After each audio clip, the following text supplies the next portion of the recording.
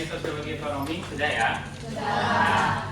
Untuk sosiologi ekonomi untuk kedepannya nanti akan dirangkul oleh saya untuk melanjutkan apa yang sudah dilakukan oleh Bu Tata gitu. Jadi untuk hari ini saya change untuk jam pertama itu kita akan belajar sosiologi ekonomi dulu, terus kemudian nanti setelahnya kita akan belajar juga filsafat di siang hari gitu. Nah, kenapa hal itu dilakukan? Yang pertama karena memang di mata kuliah sosiologi ekonomi ini nanti akan dijadikan untuk salah satu proyek. Nah, kita akan melakukan sesuatu untuk hari ini, proyek untuk kegiatan pekerti atau pelatihan yang sudah dan sedang saya lakukan gitu. Jadi kita akan belajar pada hari ini.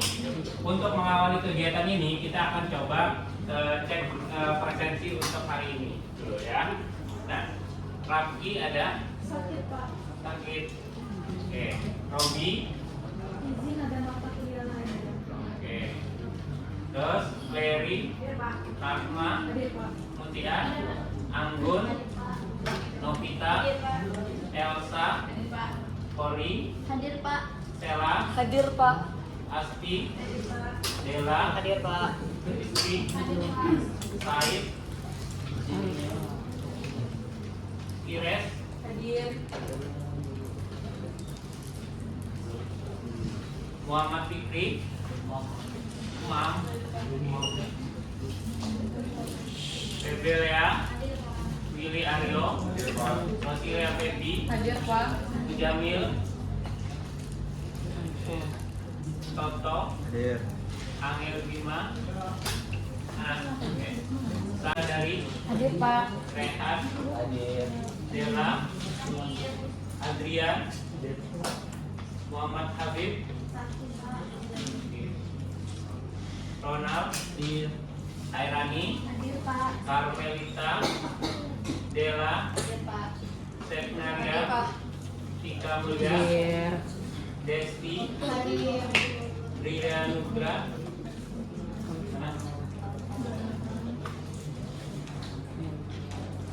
Melvi? Regina? Hadir Pak. Selayu? Hadir Pak. Alia? Hadir Pak. Kemudian Dara. Hadir Pak. Oke, terima kasih untuk presentasinya. Untuk di rule of the game, di apa yang sudah saya lakukan di mata kuliah sebelumnya adalah kita untuk ketidakhadiran itu kita maksimalnya adalah 3 kali ya, gitu. Jadi jangan sampai over, gitu. Jadi jangan sampai lebih, gitu. Jadi kalau mau tidak hadir atau apa boleh, tapi coba untuk dimaksimalkan, gitu. Jadi jangan sampai kalian tidak hadir melebihi batas gitu. Jadi itu untuk apa? Untuk kalau kalian memang ada kegiatan yang lain, sakit atau apa, nah itu yang memang kita coba ini.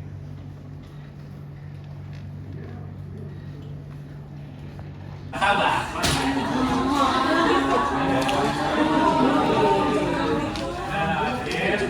Nah, apa aja sih yang sudah kalian pelajari bersama Bu Tata? Jadi kita tahu dulu ini. Apa yang ada masih nyangkut di dalam pikiran kalian kita apa? Muhammad Habib. Mana? Mungkin kita ganti ya. Nah, dong.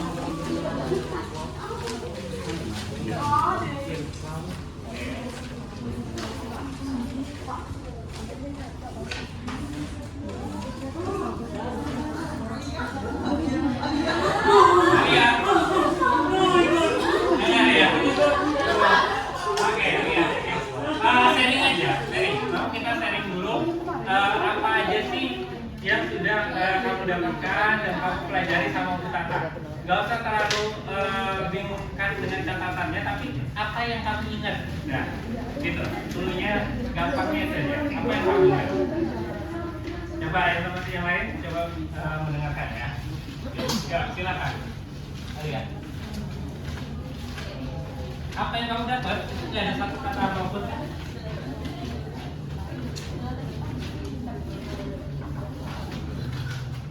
Ya, apa yang kamu dapat mata kuliah bersama Bu Tata?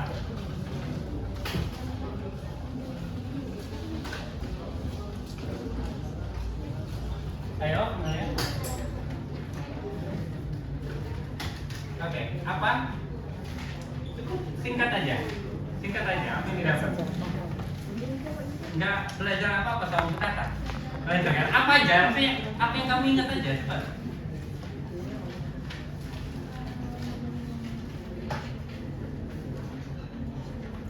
Ayo. 3, 2, 1. Ya, oh. Alia. Ngomong aja pada ini.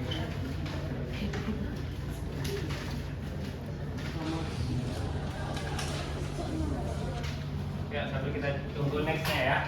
Ya, apa aja? Apa ya, Dik?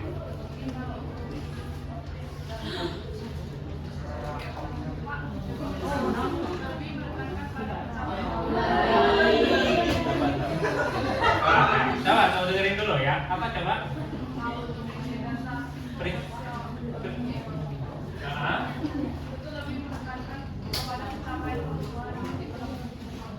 Oke, prinsip dasar sosiologi ekonomi lebih menekankan pada pencapaian pertumbuhan ekonomi. Good. Sudah ada. Oke, nama ya. Nama mulai dari. Oke. Nama kan? Ya, silakan. Apa aja yang didapat? Yang dari sosiologi ekonomi itu mempelajari bagaimana interaksi sosial dan juga budaya yang mempengaruhi ekonomi seperti produksi, distribusi, pertukaran, serta produksi barang dan jasa. Oke, interaksi ekonomi, kemudian juga masuk ada budaya. Oke, kita mau coba satu lagi ya. Ini sesuatu yang diingat aja, nggak harus kalian buka buku sampai ini.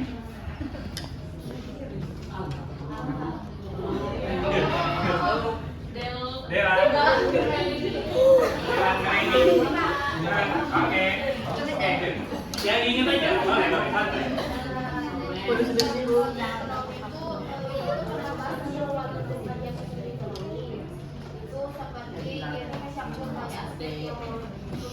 Hubungan antara faktor ekonomi dan sosial. Terus di sini juga ada aspek yang dikaji, itu bisa produksi, distribusi, konsumsi dan perpindahan.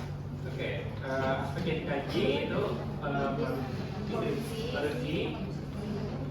distribusi dan sampai di konsumsi. Jadi sebenarnya secara garis besar di sosiologi ekonomi itu kita belajar terkait tentang bagaimana sih mekanisme perekonomian, tapi kita ngebahasnya bukan sih gimana caranya kita ngitung untung dan rugi, bukan, tapi kita coba mengkaji dari aspek sosialnya. Kita jadi coba kenapa sih orang membeli barang itu gitu kan? Oh ternyata ada aspek sosialnya gitu. Kayak kita kalau berbicara kita beli barang sesuatu itu ada di dua toko itu, apakah kita hanya mempertimbangkan harga aja? Kadang kita membeli barang itu ada something yang coba kita jadi pertimbangkan supaya kita bisa untuk memilih barang itu. Coba kalian beli ST Jumbo yang paling gampang aja. Beli ST Jumbo, yang satu harganya 3.000, yang satu harganya 4.000. Beli yang harganya 3.000, kalian beli terus dibilang nanti ya mas, nanti ya mbak, terus kemudian kalian saya pesen iya nanti ya, tunggu dulu ya gitu kan. Nah jadi satu, terus yang kedua kalian beli itu dengan antriannya sama ya, kalian beli ke sebelah ke tempat di yang harganya 4.000, begitu datang oke, terima kasih selamat datang, nah silakan duduk dulu, ini sudah ada 3 antrian, nanti mbaknya antriannya keempat. Nah itu kan ada sesuatu treatment yang berbeda gitu. Jadi harganya lebih mahal, ternyata dari sebuah pelayanan itu juga itu jadi sesuatu yang penting. Jadi kita beli barang memang harga itu penting gitu, tapi tidak semua itu bergantung pada harga gitu. Jadi semuanya juga bisa berubah kan gitu, karena kita ada yang namanya ikatan sosial. Ada juga kita beli barang itu karena memang itu punya teman kita gitu. Harganya kalau beli sendiri itu di Shopee itu harganya 8.000, kalau beli sama kawan 10.000 gitu. Tapi karena kita ada ikatan emosionalnya ada, jadi kita bisa beli barang itu sama kawan kita. Ya udahlah nggak apa-apa, hitung-hitung kita itu bantu kawan kita, hitung-hitung kita juga ngelarisin dagangannya teman kan gitu. Oke, hari ini kita mau bahas apa? Hari ini kita bahas tentang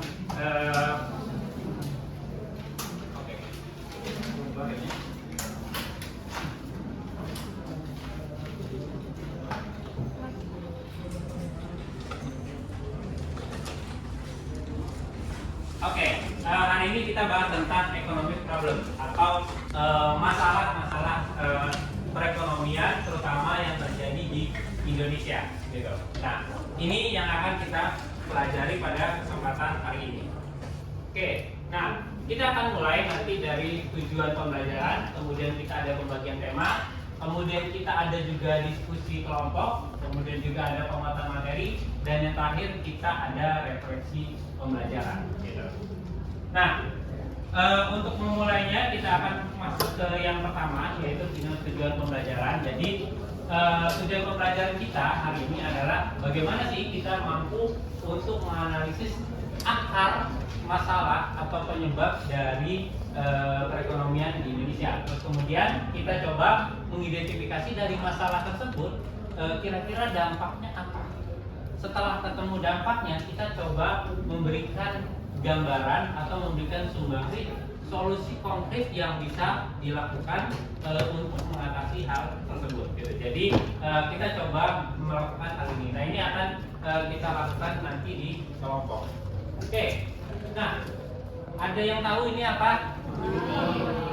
Uang atau duit. Semua butuh duit?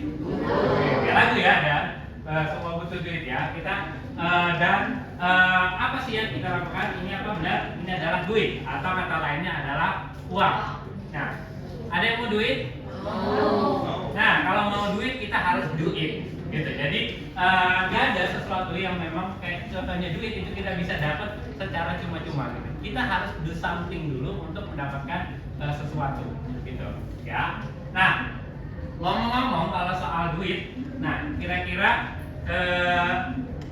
duit ini kan ada banyak pecahannya ya di sini. Nah, sekarang duit pecahan berapa sih yang coba gambarin kamu untuk hari ini? Nah, coba ya. Nah, sini dulu ya. Oke. Nah, kita akan lihat gimana gambarannya. Nah, tapi sebelum itu sekarang kita boleh sama-sama dikeluarkan gadgetnya, HP-nya boleh dipegang HP-nya. Ya. Nah, coba sekarang klik boleh scan barcode atau kita coba klik menti.com terus kemudian masukkan kode 87466935. Coba. Saya coba join juga.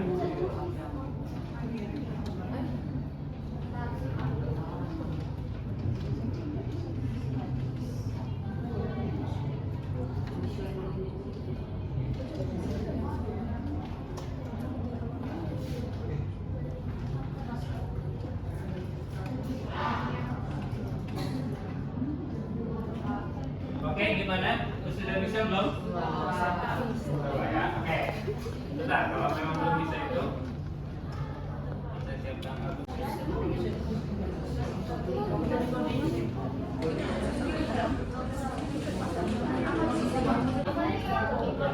Ya, kalau bisa langsung diisi ya. Oke. 20.000, 50.000 pertama. Barcode ya, langsung coba pilih .com, bisa nggak? Terus masukin kodenya.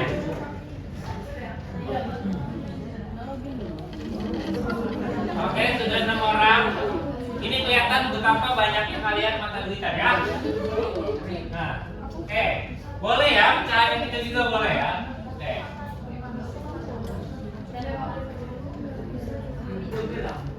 Sudah, salah, bisa. Oke, misalkan semuanya joinnya baru 10 orang.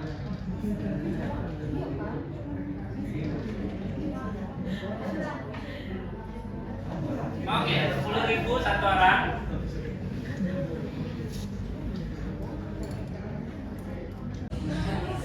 Oke, baru 19 orang. Oke, sudah masuk semua belum? 20 orang. Coba lakukan sesuatu yang berbeda gitu loh. Jangan sesuatu hal yang di luar sama dari kebiasaan ini ya. Karena memang ini banyak mata duitannya ya. Gue yang ada layar sih. 23, ya kita masih tunggu sebentar ya. Ada yang masih kesulitan jawab login? Baru 23, itu banyak nih orangnya.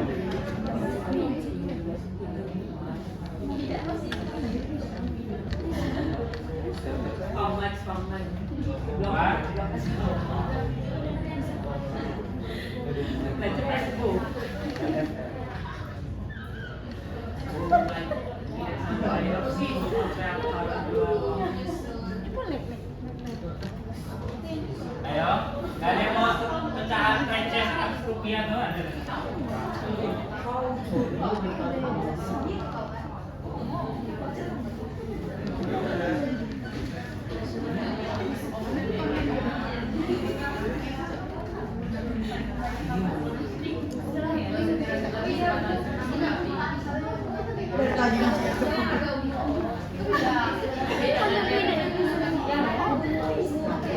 Ayo, sudah bisa login semua belum?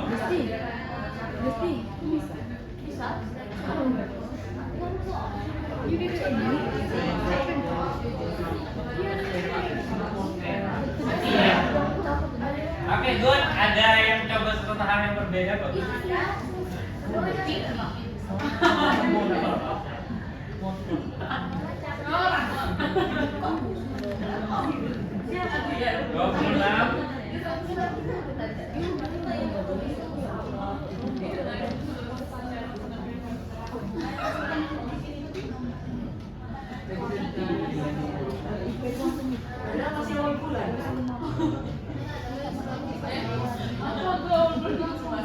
Ya, 1 menit lagi akan kita kelas ya. Kita akan lihat dulu.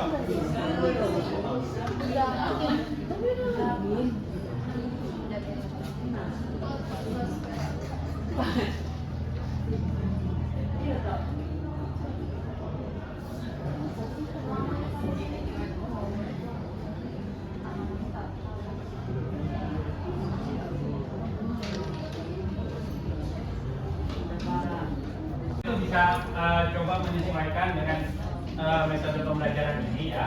Oke, yang pertama saya mau tanya dulu yang 100.000.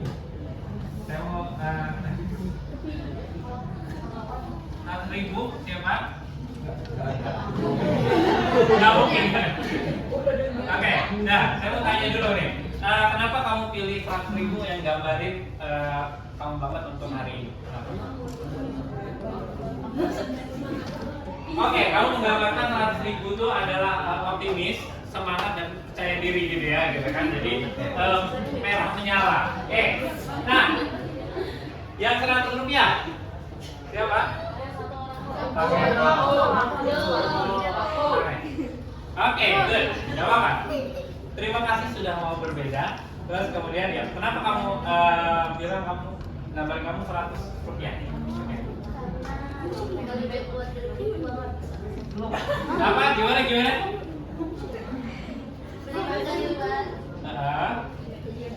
Dari dirinya habis tinggal 100 rupiah gitu ya. Oke ya, semoga nanti dapat gantinya yang banyak ya. Oke ya, masih standby di HP-nya ya. Kita coba lanjut ke next slide. Oke, apa masalah ekonomi Indonesia? Kalau nggak salah itu nanti ada 3 kata yang bisa kalian. Silakan ini kan 1 kata ya. Apa masalah ekonomi di Indonesia? Boleh diisi sekarang. 1 kata ya. Misalkan masalah pengangguran, kemiskinan, korupsi atau apa pokoknya. Silakan. Oke, kemiskinan. Terus nanti kita lihat yang lebih dominan, Mas.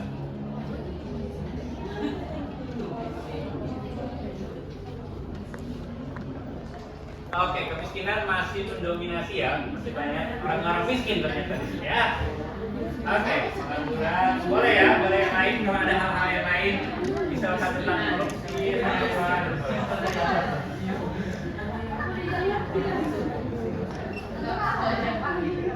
pengangguran.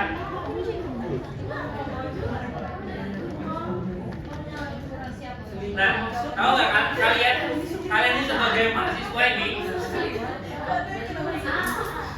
diselingkuhin. Boleh. banyak pendapat gitu ya. Diwawancarai Pak. Siapa yang selingkuh? Sesama mama. Oke ya. Ketimpangan itu bukan ketimpangan.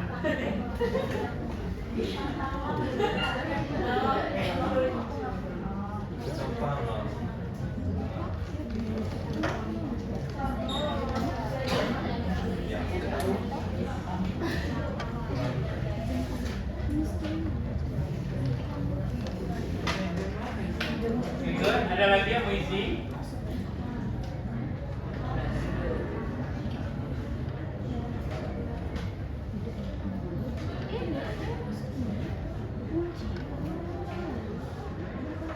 Oke, dari sejauh ini semakin besar tulisannya, artinya itu semakin dominan ditulis gitu. Jadi kayak tentang kemiskinan sama pengangguran itu dia paling dominan ya gitu. Jadi lebih banyak orang, bahkan bisa jadi 30, 40 sampai 50% mahasiswa di kelas ini itu tulis tentang kemiskinan, pengangguran gitu. Nah, kalau korupsi ini sekitar 20% perkiraannya gitu kan. Hal yang kecil-kecil ini biasanya bisa satu, bisa dua orang yang ini ya, sama kecil. Tapi semuanya tetap terlihat. Oke. Nah, kita sudah dapat 4 hal yang paling penting yang bisa kita lihat di sini. Nah, itu paling dominan adalah tentang kemiskinan, kemudian pengangguran, kemudian korupsi dan ketimpangan gitu. Jadi kalau kita bahas kemiskinan itu berarti ketidakmampuan orang untuk bisa memenuhi kebutuhannya. Kalau pengangguran itu berarti orang yang nggak bisa mengakses ke jenis pekerjaan yang memang sudah ada atau lowongan pekerjaannya itu yang nggak ada. Kalau korupsi kita sudah tahu semua. Kalau ketimpangan itu biasanya ada gap yang berbeda gitu, yang jauh antara orang yang kaya itu semakin kaya, orang yang miskin itu semakin miskin gitu. Nah, di negara-negara maju itu biasanya gap itu sangat sudah berkurang dan lebih kecil gitu. Jadi kayak yang pertama standar hidupnya sudah lebih tinggi, kemudian orang-orang kaya itu nggak banyak gitu. Misalnya orang-orang yang misalkan punya harta di atas 1 triliun itu hanya dikit gitu. Nah, kemudian yang banyaknya orang kaya punya harta misalkan 1M, 2M itu banyak gitu kalau di negara-negara maju. Kalau di negara-negara berkembang atau negara-negara miskin itu biasanya yang kaya itu kaya banget, yang miskin mungkin banget gitu. Jadi kayak yang penghasilannya 1 bulannya di bawah 3 juta itu kita tuh bisa jadi masih 70% orang di Indonesia. Sementara yang penghasilannya di atas 100 juta dalam sebulan itu hanya misalkan 1% orang di Indonesia. Nah, itu yang kita namakan gap ya, atau ketimpangan. Nah, kita akan sudah dapat 4 hal ya, kita coba ya, 4 hal: kemiskinan, kemudian pengangguran, korupsi. Nah, ini jadi 4 hal penting yang coba akan kita bahas hari ini ya. Kita close dulu ininya.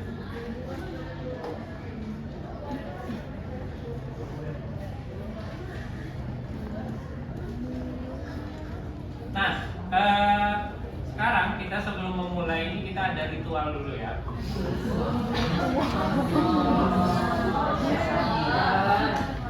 Kalian suka meditasi atau apa ya? Jadi kita ada ritual yang kita akan melihat. Nah, sebelum memulai ini adalah kalian pokoknya nggak boleh ngelawan, pokoknya ikutin aja.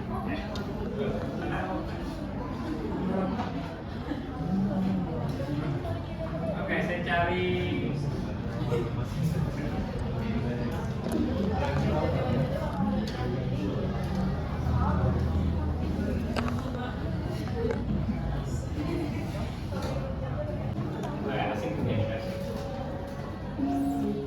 Nah, kita akan masuk di sesi relaksasi gitu. Jadi kita akan belajar agak lebih keras hari ini gitu. Tapi sebelum itu kita mau relaksasi dulu. HP-nya ditaruh dulu ya, disimpan boleh gitu, disimpan boleh, ditaruh dulu gitu. kalian relaksasi. Sekarang kita akan ada sesi relaksasi ya. Nah, santai aja. Kalian coba sekarang pelan-pelan untuk coba kalian pejamkan mata kalian. Nah, pejamin matanya. Oke. Dipejamin mata kalian. Relaksasi aja. Gitu. Relaksasi kalian ya. Dipejamin matanya, jangan sampai kayak dinikmatin aja momennya hari ini gitu. Tujuannya untuk apa? Untuk bisa bersyukur sama diri sendiri, bersyukur dengan apa yang sudah kalian lakukan. Gitu, percayalah banyak orang-orang di luar sana yang menginginkan posisi kalian sekarang, tapi kalian sekarang berada di posisi mungkin kalian sedang ada masalah, kalian mengeluh gitu kan, kalian banyak hal yang memberatkan. Nah, coba aja untuk relaksasi dan kalian coba untuk menikmati momen ini. Kayak untuk waktu istirahat untuk diri sendiri sebentar, gitu ya. Nikmatin aja. Ini nggak ada momen untuk nangis-nangisan. Cukup kita mengapresiasi diri sendiri aja kalau kita sudah berjuang sejauh ini dan kita sudah sampai di titik ini. Walaupun banyak kalian yang jauh dari orang tua, banyak kalian yang harus merantau, banyak juga yang lagi sakit, punya banyak masalah ekonomi. Gak apa-apa, semua itu bisa kita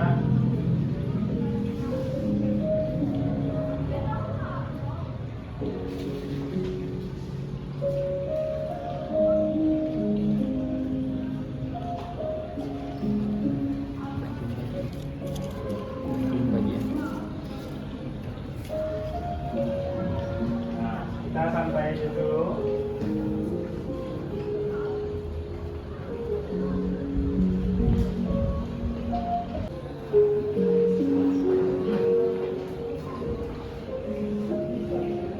Oke, semua sekarang boleh, relaksasi time-nya sudah selesai.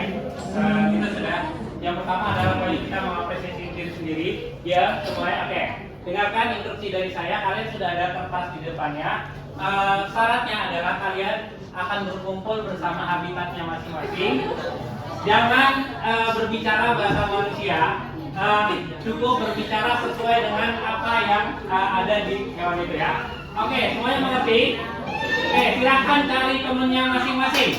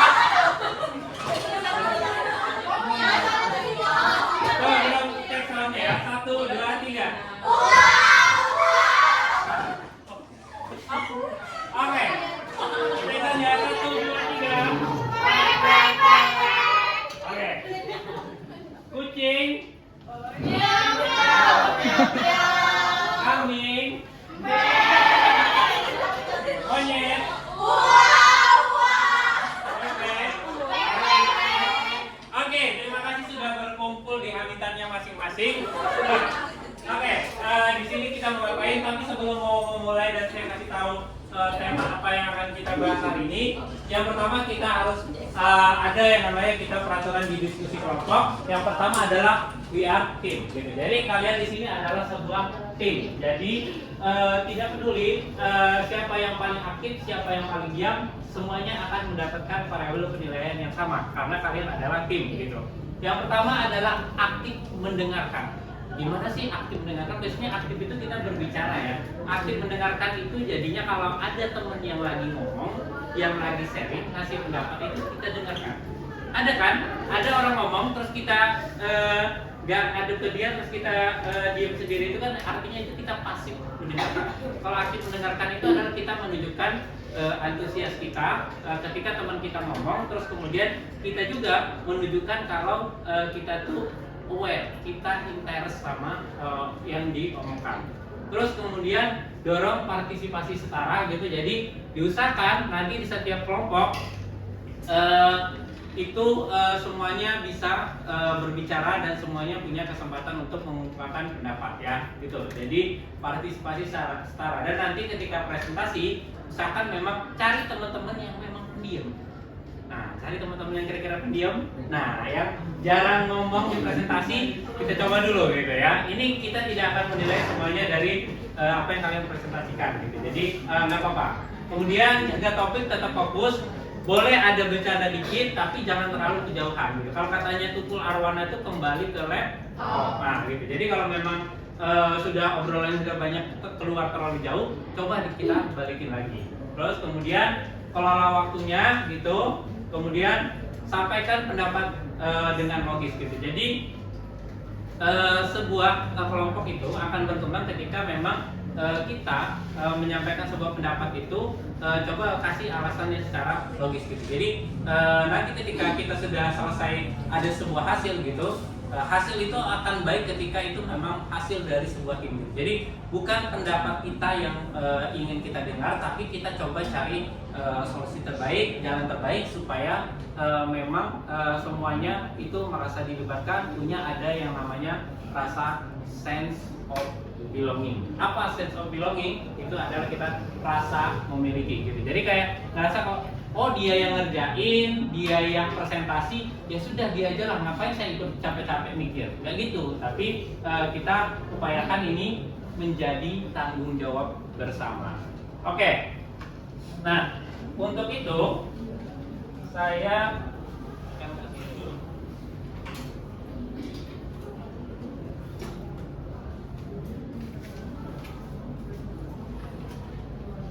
Oke, tadi kita ada beberapa hal yang paling menonjol ya dari yang kita bahas tadi, itu 4 tema. Tema apa aja tadi? Yang pertama itu temanya adalah kemiskinan ya. Terus kemudian yang kedua itu apa? Pengangguran ya. Berarti kemiskinan kita sepakati itu nomor 1 ya. Kemudian pengangguran itu nomor 2. Terus kemudian korupsi nomor 3. Dan ketimpangan nomor 4. Nah, kita akan membagi temanya supaya adil, kita bagi secara random. Nah, kita kasih kesempatan pertama ke suara yang paling nyaring dulu ya. Oke, mana suaranya? Miau miau miau miau. Oke, pilih ya. Pilih 1. Oke, suaranya mana? 1, 2, 3. Oke, pilih 1. Sama aja. Oke, suaranya mana? Oke, pilih 1. Jangan, kalian 1 jam. Oke, suaranya mana? Oke, kita sudah dapat semua temanya. Ya, dapat yang pertama siapa? Nomor 1. Oke, nomor 1 itu temanya tentang kemiskinan. Kemudian nomor 2. Nomor 2 itu temanya tentang pengangguran. Kemudian nomor 3. Oke, itu temanya tentang korupsi. Keempat itu kita tentang ketimpangan.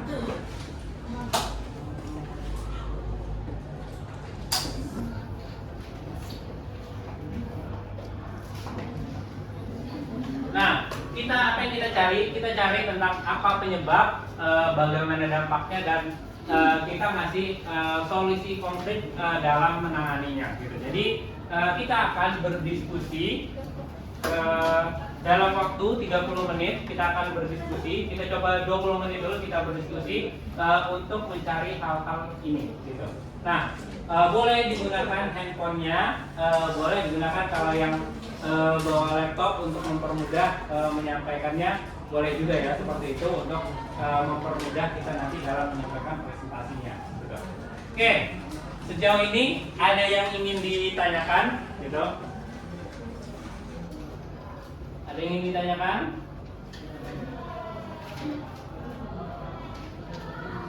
Sudah cukup jelas? Oke, kalau sudah cukup jelas semuanya, di sini boleh mulai berdiskusi, gitu. Coba dimanfaatkan waktu dengan baik. Apa sih yang menjadi penyebabnya, bagaimana dampaknya, dan kira-kira solusi konkret apa yang bisa kalian tawarkan, gitu. Nah, bersiap-siap bahwasanya nanti semua adalah pembicara. All student is speaker, gitu. Jadi semuanya kalian adalah pembicara. Nanti kalian bersiap untuk berbicara, untuk menyampaikan gitu. Jadi boleh nanti di sini yang nyatetnya salah satu aja dulu. Nanti kan kalian ada HP bisa di sharing dan bisa nanti sharing. Usahakan nanti untuk presentasi bisa sebaik mungkin dan tidak banyak menengok ke HP, ya. Gitu. Oke ya. Ada yang ingin ditanyakan? Sudah, oke. Silakan kalian berdiskusi kelompok. Waktunya 20 menit awal dimulai dari sekarang.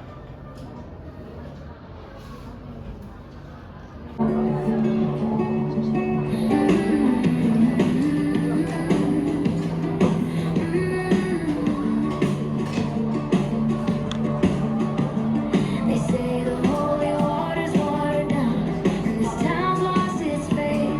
Our colors will fade eventually, so if our time is running out, day after day, we'll make them one day our masterpiece.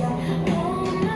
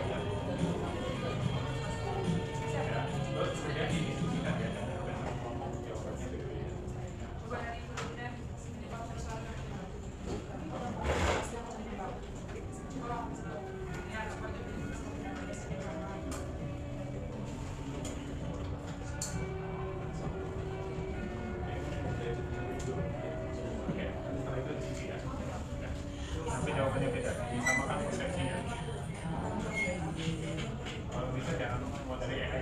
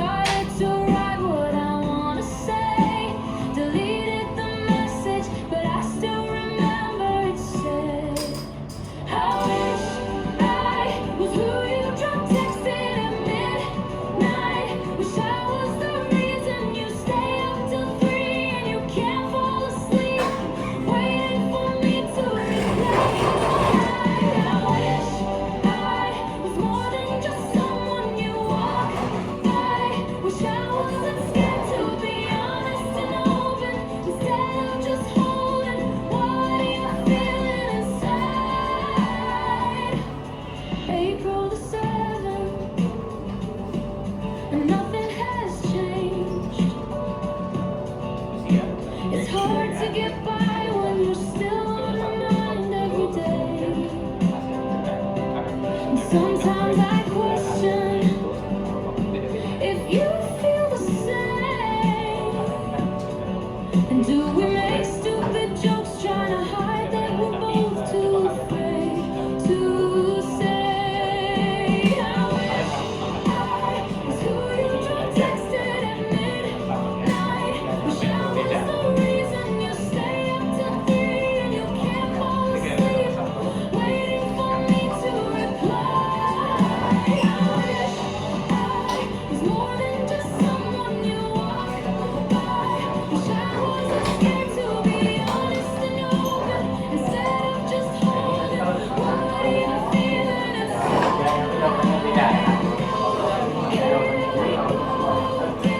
Destroying myself to keep a friend, hiding away, 'cause I was afraid to say it all. I wonder if I crossed your mind, half as much as you don't mind. If I tell you the truth, what will I lose? I don't know. I wish I sent you that drunk text at midnight. I was just scared it would ruin our friendship, but I really meant it. I wonder how you would reply.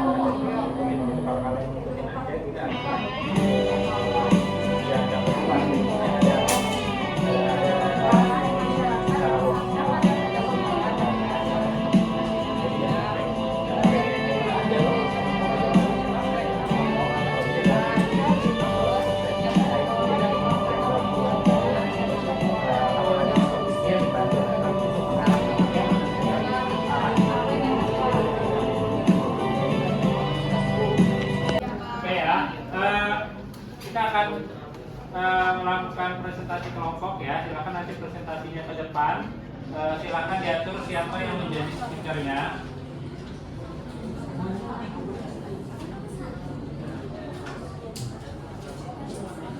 Ya sebenarnya kalau waktunya lebih panjang akan lebih dalam ya kita dapat ya. Cuma karena memang keterbatasan waktu, kita akan coba supaya nanti ada waktu untuk mengulas ya.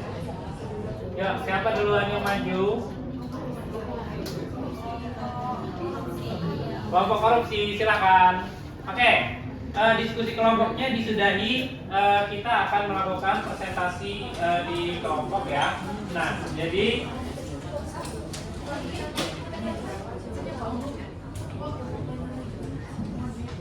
oke ya. Bisa ganti saja. Nanti kita akan melakukan presentasi. Yang pertama adalah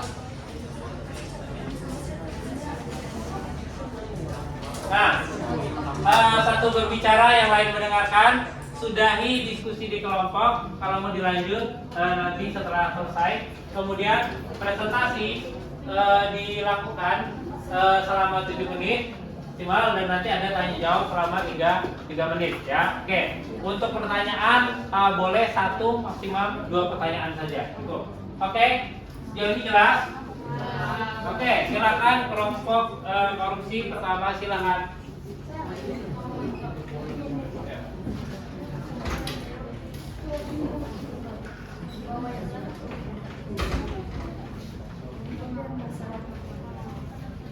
Sudahi diskusinya ya, hargai temannya yang sedang mau berbicara, hargai ya.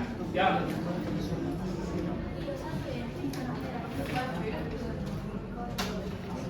Ya, karena kita terbatas waktu, ya silakan. Ya, di depan, biar habis sebelah sini supaya tidak membelakangi kelompoknya lain. Yang itu ke belakang ini, jadi dari sini presentasinya. Ya, yang lain mendengarkan ya, sudahi diskusinya. Ya, kita coba belajar mendengarkan. Ya.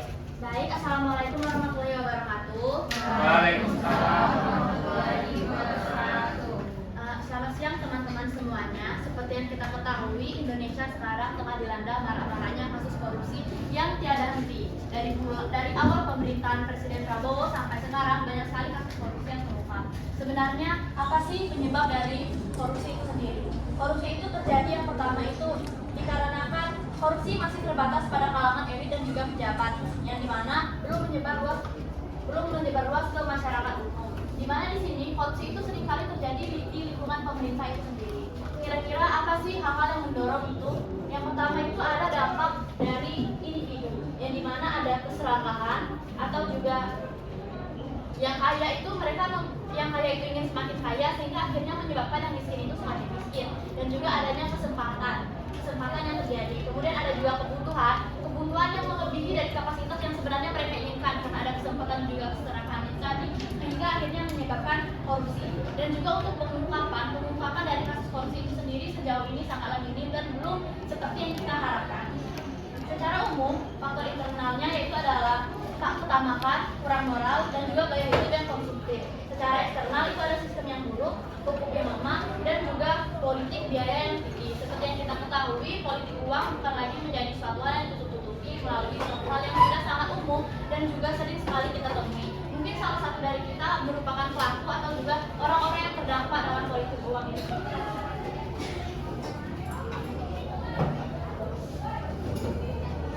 Kemudian dampak korupsi itu yang sendiri, yang pertama yaitu adalah korupsi memiliki banyak sekali dampak buruk. Yang pertama itu adalah uang negara yang hilang. APBN adalah tempat pengelolaan uang negara, itu seringkali uangnya itu hilang dikarenakan ada orang-orang atau oknum yang melakukan korupsi.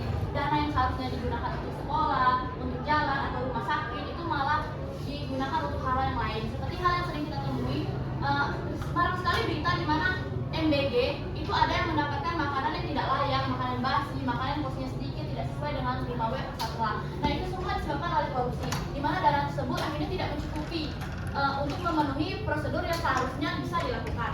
Kemudian juga rakyat menjadi makin susah. Kekayaan di Indonesia ini yang seharusnya bisa dialokasikan kepada semua golongan masyarakat, bisa menyamaratakan pembangunan di daerah-daerah terpencil, akhirnya menjadi tersendat dikarenakan hal-hal uang yang digunakan untuk alokasi tersebut tidak mengalir sampai ke hal yang seharusnya. Karena uang tersebut disalahgunakan, akhirnya pembangunan menjadi lambat. Seperti yang kita rasakan, kenapa sampai saat ini Bengkulu itu tidak bisa menyamai kemajuan di kota-kota seperti Jakarta atau kota-kota yang berada di Jawa sana.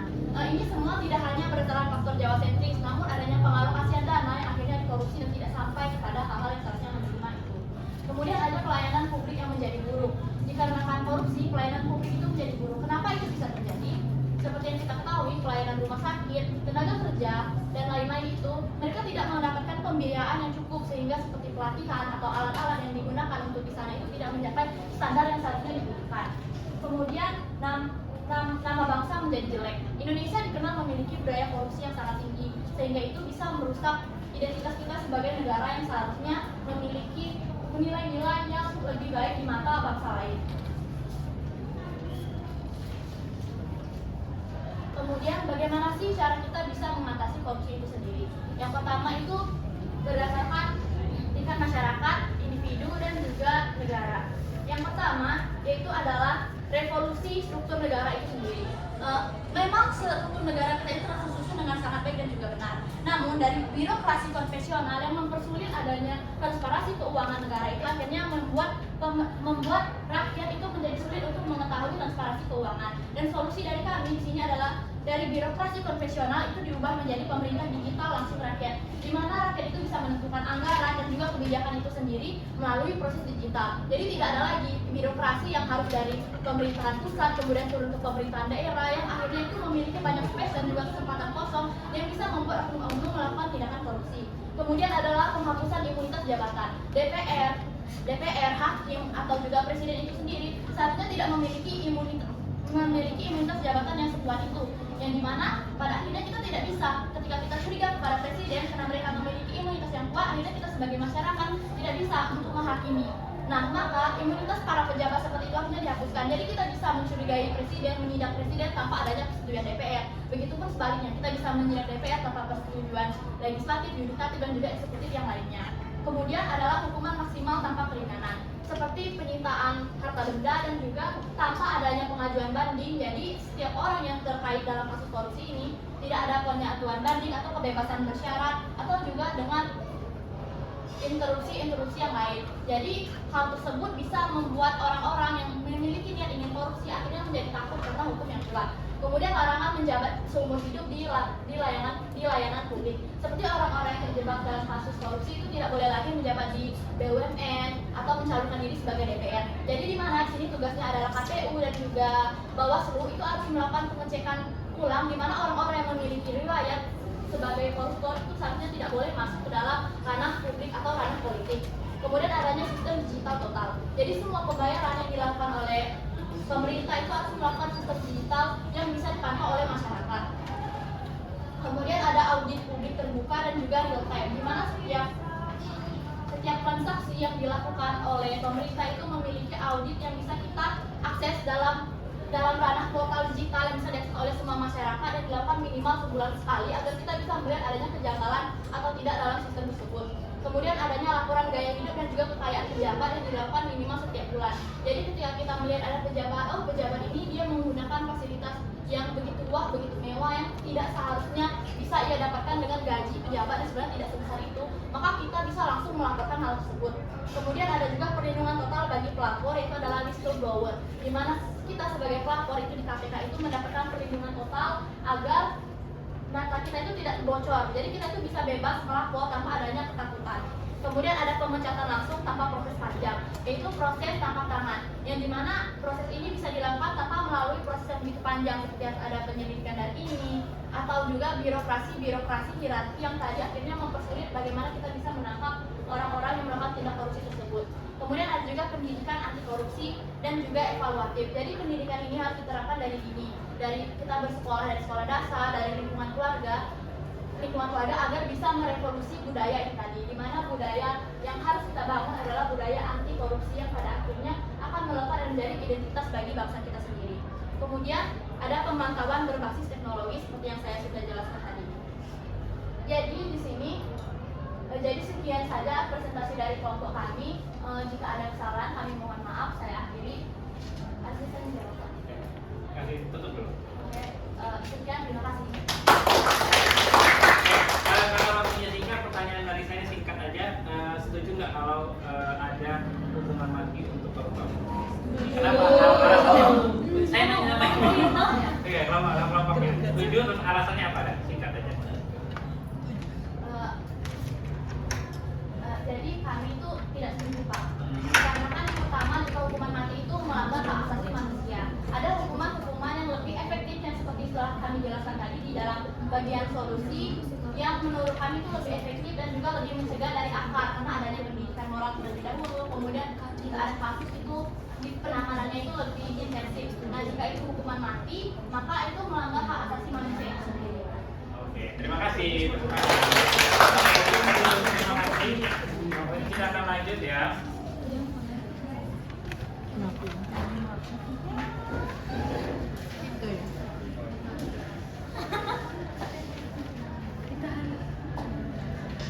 Oke, tim pengangguran siapa?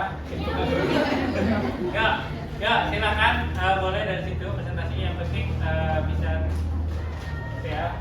Waktunya kita 8 menit sama ini ya, sama ada tanya jawab ya. Silakan dimanfaatkan 2 menit terakhir untuk tanya jawab. Oke, karena waktu ya. Ya, silakan. Baik, terima kasih atas kesempatan yang diberikan. Assalamualaikum warahmatullahi wabarakatuh. Waalaikumsalam warahmatullahi wabarakatuh. Baik, kami dari kelompok kucing akan memaparkan materi kami mengenai pengangguran. Yang dimana sebelum kami masuk kepada dampak, kepada penyebab dan pada bagaimana solusinya, saya akan menjelaskan bagaimana status quo atau keadaan saat ini di Indonesia. Yang dimana dari data BPJ yang kami temukan bahwasanya tingkat pengangguran terbuka atau TPT nasional per Februari tahun 2025 itu mencapai 4,70%, yang dimana jumlah angkatan kerja itu hanya sekitar 153,05 juta orang, penduduk bekerja sekitar 145,77 juta, sehingga sisanya adalah 7,28 juta menganggur. Ini merupakan angka absolut. Sehingga masalah utamanya apa? Jadi masalah utamanya adalah tingkat pengangguran muda jauh lebih tinggi daripada rata-rata nasional serta adanya skill mismatch atau kecocokan keterampilan dengan pekerjaan. Sehingga apa fakta penting yang harus kita akui? Yang pertama, bahwasanya TPT atau tingkat pengangguran terbuka yang kami sebutkan tadi, yakni TPT usia 15 sampai 24 tahun itu mencapai 17,2%, jauh lebih tinggi dari rata-rata nasional. Fakta yang kedua, lulusan SMA dan universitas itu justru paling banyak menganggur karena adanya mismatch tadi antara keterampilan dan kebutuhan industri. Yang ketiga, sektor formal hanya menyerap sekitar 40% tenaga kerja dan sisanya bekerja di sektor informal. Sehingga masuk kepada apa penyebab dari pengangguran itu terjadi? Yang pertama, jelas yang sering kali digaung-gaungkan oleh kita adalah keterbatasan lapangan pekerjaan, di mana pertumbuhan ekonomi itu tidak sebanding dengan jumlah angkatan kerja baru setiap tahunnya, sehingga angka pengangguran itu lebih tinggi daripada angka ketersediaan tenaga kerja. Yang kedua, mengenai mismatch antara pendidikan dan kebutuhan industri, yang dimana banyak lulusan itu tidak memiliki keterampilan yang relevan di dunia pekerjaan modern saat ini, sehingga pendidikan itu masih menekankan hafalan, bukan problem solving dan digital literasi misalnya. Kita tahu bahwasannya di SMA itu pasti yang dituntut adalah nilai akademik yang baik, tidak menekankan kepada skill yang akan dibutuhkan pada dunia kerja. Sehingga di sini juga ditunjukkan dari data BPS 2025 bahwasanya ada 64% perusahaan di Indonesia kesulitan mencari tenaga kerja dengan keterampilan teknologi dasar dan komunikasi bisnis yang memadai. Sehingga ini menunjukkan bahwasanya mismatch itu benar-benar terjadi. Yang ketiga adalah mengenai ketergantungan pada sektor primer dan informal. Kita ketahui bahwasanya ekonomi di Indonesia itu masih ditopang oleh sektor pertanian dan jasa informal, yang dimana produktivitasnya itu masih rendah. Di Bengkulu sendiri misalnya, yang dimana 41% tenaga kerja itu masih terserap di sektor pertanian subsisten, yang dimana kami ambil data ini dari BPS Provinsi Bengkulu tahun 2024. Di sisi lain, industrialisasi dan sektor kreatif belum berkembang signifikan, sehingga akibatnya ketika terjadi modernisasi ataupun mekanisasi, banyak pekerja kehilangan pekerjaan tanpa alih profesi yang jelas. Yang keempat adalah budaya kerja dan persepsi sosial, yang dimana ada dimensi kultural. Sebagian anak muda itu merasa lebih memilih menunggu pekerjaan yang mereka anggap ideal ketimbang mereka bekerja di sektor-sektor yang dianggap rendah ataupun sektor-sektor informal. Selanjutnya masuk ke dampak dari pengangguran ini. Yang pertama, dampak ekonomi. Jelas bahwasannya dari dampak ekonomi itu ada pendapatan masyarakat menurun. Dengan pendapatan masyarakat menurun, itu juga akan menurunkan dari tingkat konsumsi masyarakat itu sendiri. Apabila tingkat konsumsi masyarakat itu melemah, pertumbuhan ekonomi maka akan terhambat. Sehingga ini juga berdampak pada tanggungan APBN, karena APBN harus memberikan subsidi seperti bantuan dan lain sebagainya. Sehingga dari hal tersebut juga berdampak pada peningkatan angka kemiskinan. Yang kedua, sosial, yang dimana sosial itu meningkatnya kriminalitas, kejahatan akibat tekanan ekonomi, ketimpangan sosial semakin lebar, sehingga yang ketiga, munculnya konflik sosial akibat ketidakpuasan. Dan dampak psikologi sendiri itu pastinya akan timbul stres, depresi, atau mereka merasa rendah karena tidak memiliki pekerjaan di masyarakat. Yang kedua, hilangnya motivasi dan semangat hidup.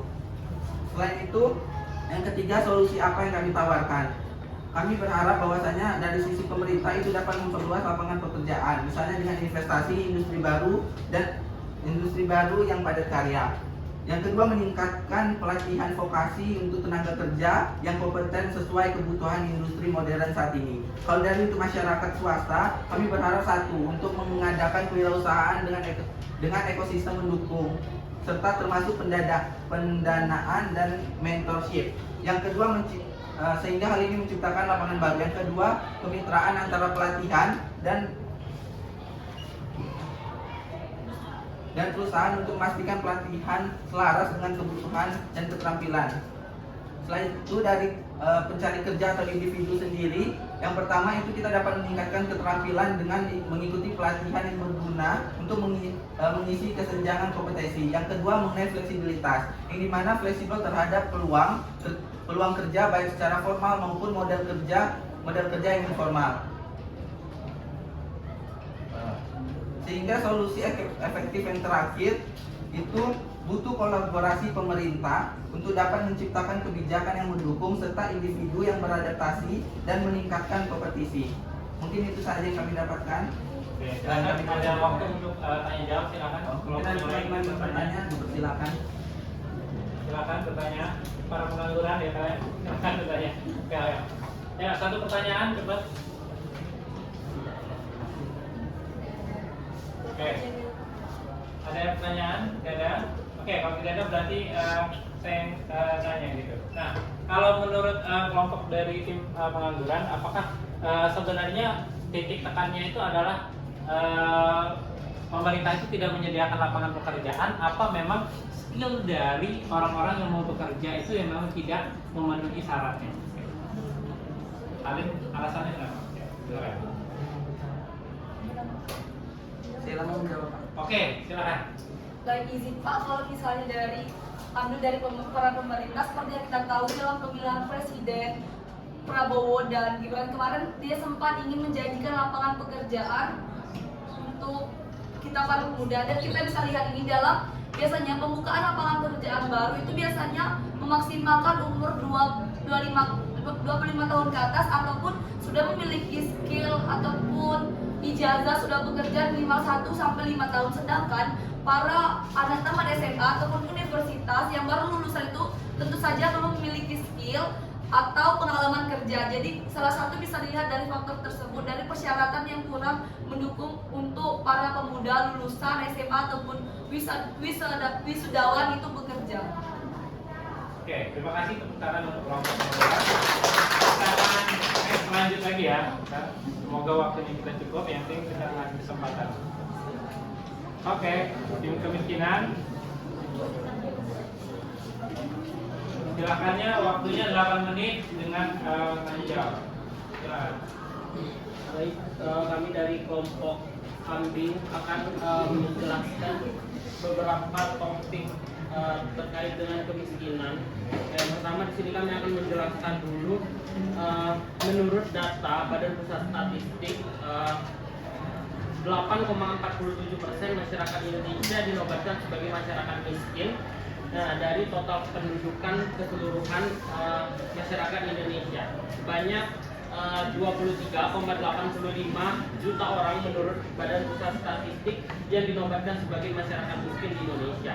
Kemudian juga terdapat masyarakat kemiskinan ekstrim sebanyak 0,85% atau sekitar 2,38 juta orang. Penurunan jumlah kemiskinan pada September 2024 dengan jumlah 8,57% turun menjadi 8,47% pada Maret 2025. Tetapi penurunan tersebut belum bisa menjawab ataupun belum bisa memecahkan masalah kemiskinan di Indonesia. Kemiskinan ekstrim walaupun menurun, tetapi masih ada jutaan orang yang hidup dalam kondisi sangat rentan. Penanganannya juga memerlukan kebijakan khusus dari pemerintah. Standar garis kemiskinan terdapat juga perdebatan tentang apakah garis kemiskinan yang digunakan sudah menggambarkan kebutuhan dasar atau hidup yang sesungguhnya di berbagai daerah, terutama mengingat perbedaan biaya hidup dan ketimpangan di desa dan di kota.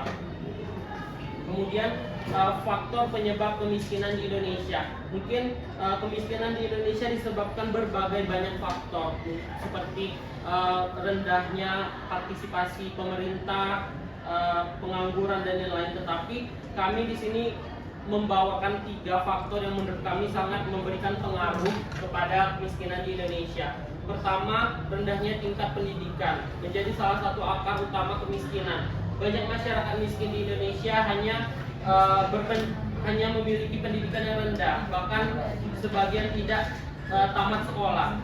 Kondisi ini membatasi kemampuan mereka untuk memperoleh pekerjaan yang layak dan menghasilkan penghasilan yang tinggi. Kurangnya pendidikan juga menyebabkan keterbatasan pengetahuan dan keterampilan, sehingga mereka sulit bersaing di pasar ataupun di tenaga kerjaan yang semakin modern di zaman sekarang. Kemudian akibatnya sebagian besar masyarakat dengan pendidikan rendah hanya dapat bekerja di sektor informal dengan pendapatan tidak menentu dan produktivitas yang rendah. Kemudian di sini kami menjelaskan dan mengidentifikasi bahwa dampak dari pendidikan rendah ini dapat membatasi akses pekerjaan yang layak seperti yang sudah saya jelaskan tadi. Kemudian pendapatan upah yang rendah. Solusi yang kami berikan beberapa di antaranya yaitu adalah pemerataan akses pendidikan dan juga beasiswa. Bagaimana kemudian kebijakan pemerintah tersebut dapat memberikan ataupun membuka akses pendidikan yang berkualitas dari Sabang sampai Merauke di penjuru Indonesia. Kemudian faktor yang kedua yaitu pengangguran. Pengangguran menjadi faktor langsung yang memperburuk tingkat kemiskinan. Meskipun angka penurunan terbuka di Indonesia terus menurun, namun masih banyak masyarakat yang bekerja paruh waktu ataupun setengah menganggur. Lapangan kerja yang tersedia seringkali tidak seimbang dengan jumlah pencari pekerja, terutama bagi lulusan muda. Selain itu, ketidaksesuaian antara keterampilan tenaga kerja dengan kebutuhan industri juga menyebabkan banyak lulusan sekolah menengah dan perguruan tinggi sulit memperoleh pekerjaan yang tepat. Kondisi ini berdampak pada rendahnya pendapatan rumah tangga dan peningkatan risiko jatuh ke dalam kemiskinan. Jadi di sini dalam penyebab pengangguran kami memberikan beberapa dampak, mengidentifikasi beberapa dampak yaitu kriminalitas, di mana ketika orang-orang yang pengangguran ini ingin mendapatkan pekerjaan ataupun mendapatkan penghasilan, mereka mungkin berusaha untuk mendapatkan pendapatan tersebut dengan berbagai cara, salah satunya kriminalitas ataupun dengan cara kekerasan. Dampaknya kemudian menciptakan kemiskinan struktural dan juga kesulitan pemenuhan kebutuhan pokok. Solusi yang kami berikan yaitu menciptakan pekerjaan yang layak untuk para pengangguran, kemudian memberdayakan pengangguran dengan beberapa program dari pemerintah. Kemudian yang terakhir, inflasi dan kenaikan harga bahan pokok yang juga menjadi peran penting dalam kenaikan angka kemiskinan. Inflasi khususnya pada komoditas pangan seperti beras, telur, dan minyak goreng sangat mempengaruhi daya beli masyarakat miskin. Sebagian besar pendapatan rumah tangga miskin digunakan untuk memenuhi kebutuhan makanan, sehingga ketika harga bahan pokok naik, kemampuan mereka untuk memenuhi kebutuhan dasar lainnya seperti pendidikan, kesehatan, dan perumahan juga semakin terbatas. Dengan demikian, inflasi menyebabkan penurunan kesejahteraan terutama bagi kelompok masyarakat berpenghasilan rendah atau miskin. Dampak dari inflasi dan harga bahan pokok yang tinggi ini yaitu kesenjangan sosial yang meningkat, kesulitan pemenuhan kebutuhan pokok, dan juga ketergantungan pada bantuan sosial, sehingga dapat juga menyebabkan kemiskinan struktural. Solusi yang kami tawarkan yaitu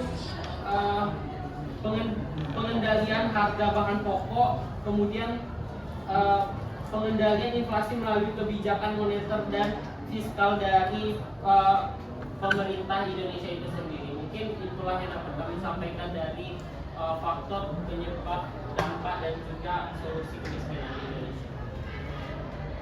Ada yang ingin bertanya? Silakan. Oke, kalau nggak ada, dari saya lagi pertanyaan singkat dan simpel. Sebenarnya orang miskin itu mau hidupnya tetap miskin, apa mau hidupnya dia maksudnya mau tetap miskin, atau memang orang miskin itu mau hidupnya jadi sejahtera atau jadi kaya?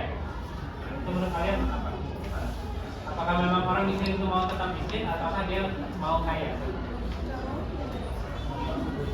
Jawabannya simpel, nanti ceritakan. Menurut kami, Pak, orang miskin itu mungkin ingin hidupnya lebih sejahtera, tetapi dengan adanya keterbatasan akses mereka untuk bisa mengakses faktor-faktor yang dapat meningkatkan kesejahteraan itu sangat sedikit dan sangat minim, alhasil mereka juga sulit untuk bisa mensejahterakan kehidupan mereka, sehingga mereka memiliki keinginan untuk bisa sejahtera, tetapi jalan dan akses yang mereka miliki itu juga sangat terbatas. Misalnya pendidikan, kesehatan, dan pekerjaan yang lain itu sangat sulit untuk mereka gapai, sedangkan itu tuh menjadi salah satu jalan untuk mereka bisa mensejahterakan kehidupan mereka. Oke, terima kasih.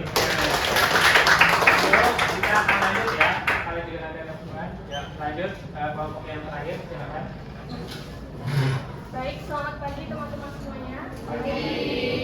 Jadi di sini kami akan membawakan isu ketimpangan yang dimana kami akan menjelaskan penyebab, dampak, dan solusinya. Jadi di sini ketimpangan itu meliputi ekonomi yang pastinya, tapi di mana ketimpangan itu pasti disebabkan oleh kesulitan akses terhadap modal sosial. Modal sosial ini kami mendapatkan yaitu pendidikan, kesehatan, dan pembangunan. Di sini kami menjelaskan penyebabnya. Jadi penyebabnya di sini adalah perbedaan ketimpangan akses untuk mendapatkan kualitas pendidikan yang unggul. Di mana seperti yang kita tahu bahwa anak-anak di Indonesia itu tidak memiliki namanya privilege yang sama. Pastinya akibat tidak adanya kesamaan yang untuk mendapatkan privilege itu, maka kualitas pendidikan di Indonesia itu cukup jomplang. Di mana seperti yang kita lihat contohnya seperti sekolah di pelosok dan sekolah-sekolah di kota seperti yang kita lihat di PH College seperti itu. Lalu kemudian yang kedua adalah pembangunan yang tidak merata. Seperti kita lihat bahwa banyaknya jalan-jalan yang bahkan bisa dibilang belum ada yang tidak bagus dan lain sebagainya. Itu yang kita lihat di Papua. Dan kemudian apa sih dampaknya yang akibat adanya ketimpangan ini? Tentu dampaknya akan kita lihat seperti mendapatkan yang dimana SDM yang unggul itu akan mendapatkan kekayaan dan aset itu dengan bagus. Sebaliknya SDM dengan kapabilitas yang cukup terbatas akan terjebak dengan yang namanya cycle of poverty atau lingkaran kemiskinan, di mana keadaan yang hanya untuk bertahan hidup dan tidak memungkinkan prestasi pada pendidikan, kesehatan ataupun masa depan ekonominya. Kemudian akibat adanya ketimpangan ini pastinya akan meningkatnya yang namanya tingginya angka kriminalitas, menciptakannya instabilitas politik dan kemudian pengentasan kemiskinan yang terlambat. Kemudian solusi yang dapat kami berikan adalah kami menekankan pendidikan akses yang dihargakan dan dapat diakses dengan kualitas yang sama di Indonesia. Seperti yang kita lihat di Finlandia, di mana anak-anak di Finlandia itu dapat mengakses pendidikan yang berkualitas sama. Dan kemudian untuk dalam ketimpangan dalam perekonomian, di mana kita bisa melihat dalam kebijakan di Tiongkok yang mana membatasi kekayaan individu supaya kelompok lain dapat mendapatkan akses pendapatan, dan kemudian yang paling penting ini membatasi gaji yang tinggi dan tunjangan khususnya di dunia politik. Demikian penyampaian kita. Ada yang ditanyakan dari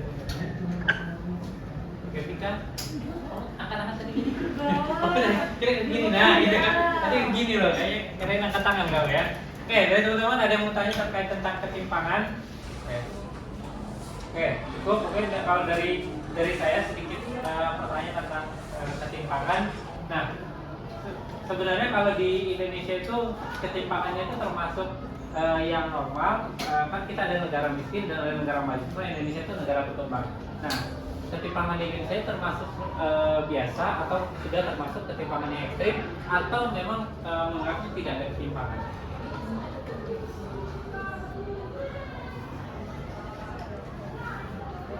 Bapak, jadi kalau di Indonesia ini sendiri, kalau kita bilang itu ketimpangan yang ekstrim, sebenarnya tidak terlalu ekstrim, tapi cukup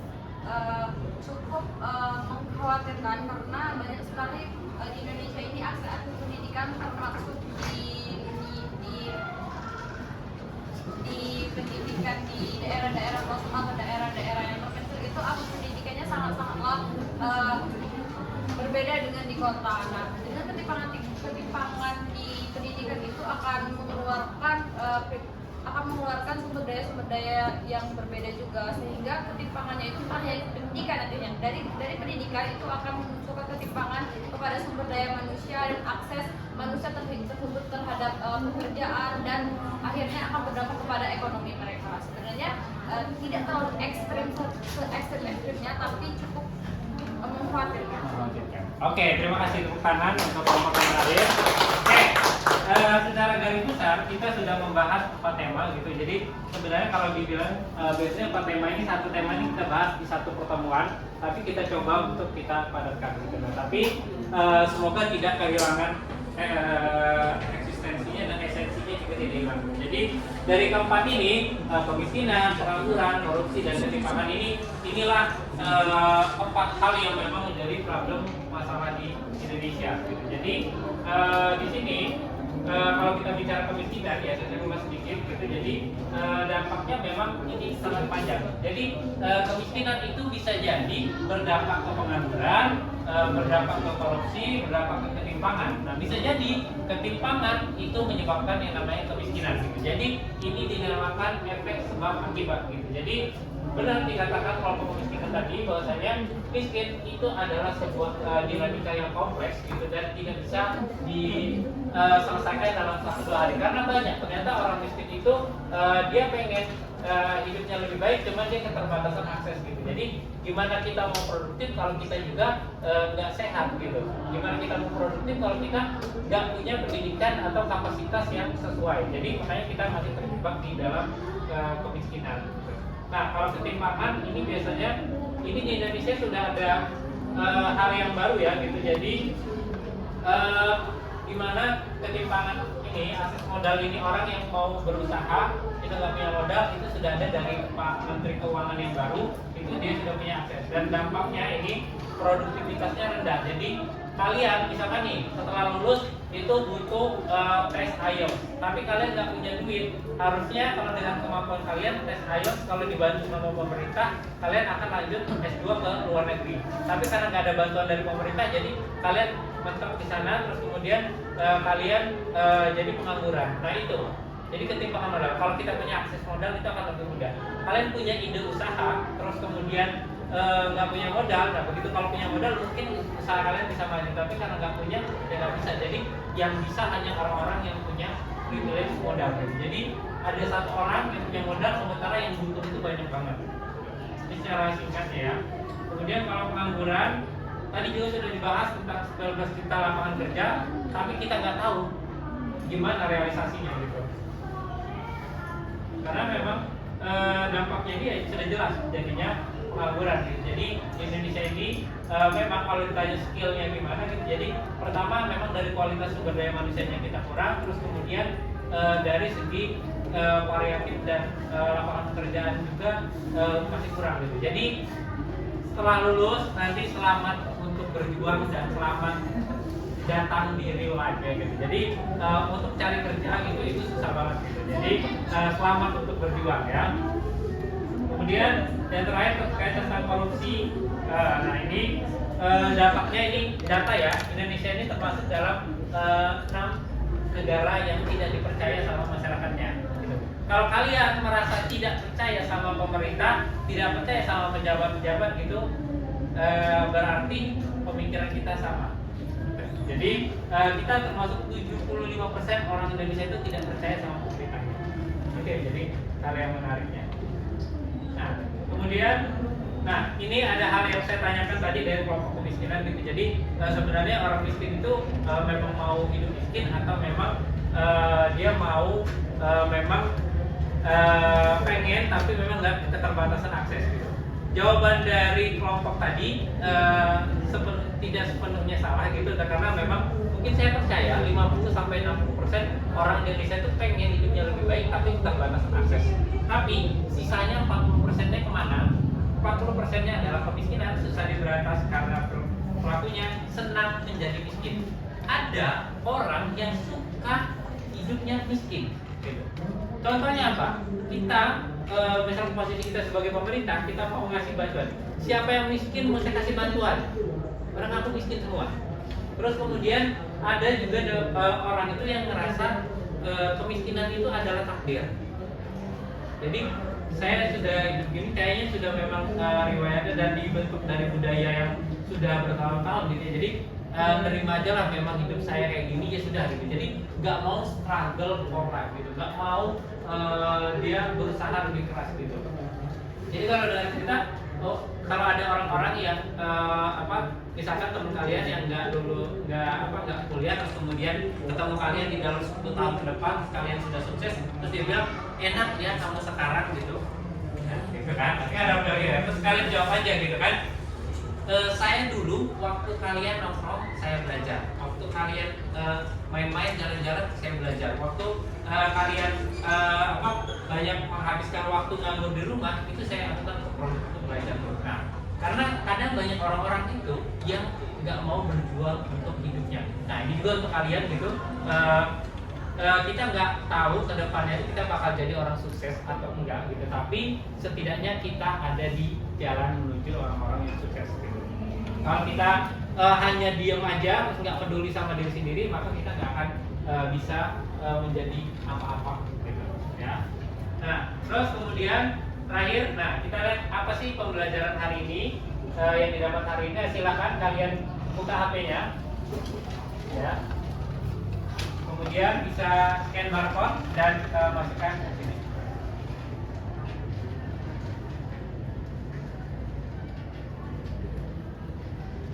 Kalau itu penjabaran ya, silakan diisi.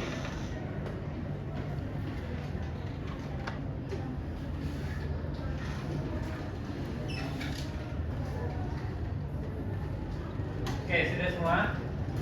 Saya mau buka di yang satunya ya. Sudah belum? Ya.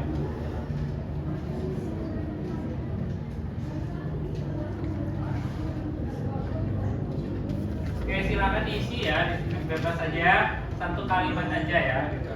Boleh 2, 3, 4, 5 kata boleh, kalimat ya. Ya.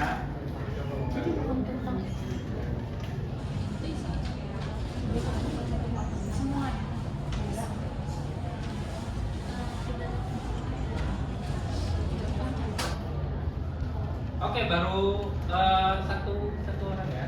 Dong. Oke, silakan tapi nggak perlu pikir panjang-panjang ya.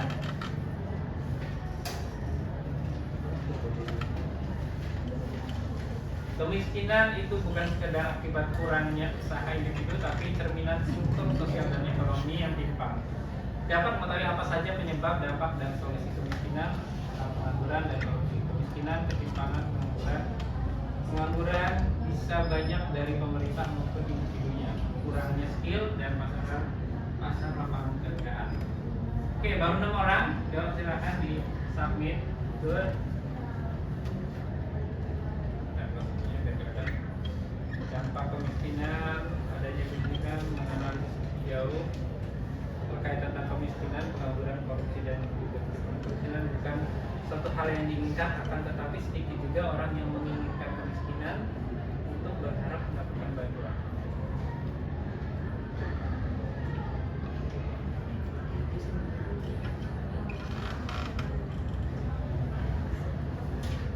Skill isu itu nyata.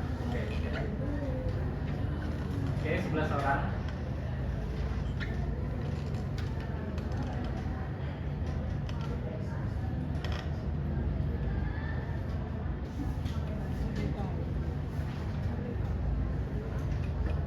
Problem negara Indonesia yang harus dikurangi, bahkan ada yang perlu dilakukan.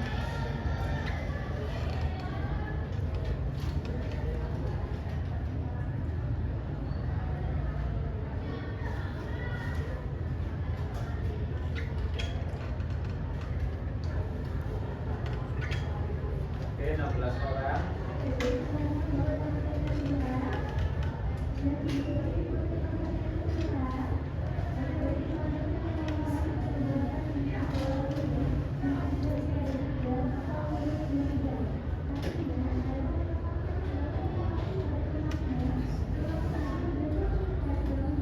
Oke, sudah 18 orang. Nah, yang pertama saya mau tanya dulu nih, siapa yang nulis yang ini? Oke, pembelajaran hari ini sangat relevan dengan kehidupan dan membuat saya lebih peka terhadap realitas sosial. Ya. Oke, Rehan, apa maksudnya ini? Coba bantu dieksplor sedikit terkait dengan. Maksudnya itu lebih ke materi yang kalian cari tadi sih Pak. Dimana kan sekarang yang kalian dapatkan itu mengenai data-data BPS, data-data pengangguran dan lain sebagainya. Nah, itu menurut Rehan relevan dengan kondisi saat ini, di mana banyak kok sekarang saya temui bahwasanya S1 saja masih menganggur atau bahkan mereka tapi tidak malu bekerja pada sektor informal atau tidak sesuai dengan bidang mereka. Jadi lebih peka terhadap realitas sosial itu maksudnya ya peka bahwasanya realitasnya memang begitu. Oke, berarti kayak realitasnya ternyata hidup itu susah juga gitu kan. Ya kan, harus struggle ya gitu. Jadi itu untuk kita semua ya. Oke, satu lagi saya kejar terus. Nah, ini berjuang untuk mendapatkan akses hidup yang lebih sejahtera. Coba. Oke, thank you. Nah, gimana nih? Maksudnya gimana? Karena dari materi yang sudah dijelaskan tadi Pak, bahwa tingkat pengangguran itu kan cukup tinggi Pak. Jadi sini saya belajar itu untuk terus berjuang agar akses kehidupan itu lebih sejahtera Pak. Oke. Tidak main-main. Tetap ya, semangat ya untuk kehidupan yang lebih baik ya. Oke, terima kasih untuk ini ya. Ini saya,